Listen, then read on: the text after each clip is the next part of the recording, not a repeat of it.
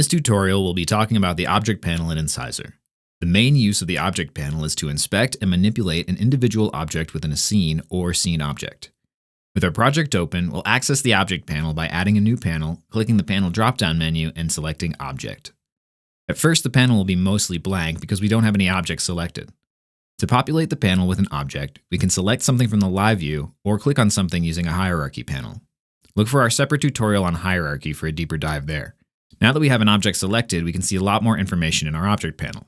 The first thing we'll see in the panel header is the type of object we've selected and any inheriting classes in parentheses. Next, we'll see some methods of monitoring and manipulating object properties, which we call supervisors. We'll see common supervisors like the object's name, whether or not it's enabled, and its position, scale, and rotation. We can alter these by entering numbers or clicking and dragging the label. Holding Shift while dragging will increase the sensitivity, and holding Command on Mac or Control on Windows will decrease it.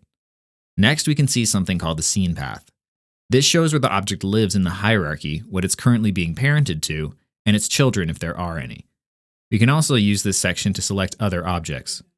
You might have noticed that when I click this container object, a lot of information left the object panel. That's because our previous object was a graphic object, which has more configurable parameters like visibility, the asset being used with the object, the layer it's on, and other class-specific variables. If I select a different type of object, like a text assembly for example, you'll see some text-specific elements appear. Selecting a sprite animation or particle system will populate a playback controller in our object panel. When working in a construct, any changes made through the object panel will be saved permanently to the construct file. Otherwise, the object panel is a very useful way of previewing changes temporarily.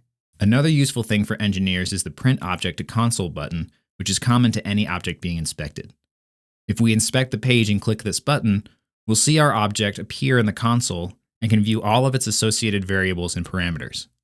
If you select multiple objects by holding Shift, you'll see any shared elements they have on the object panel.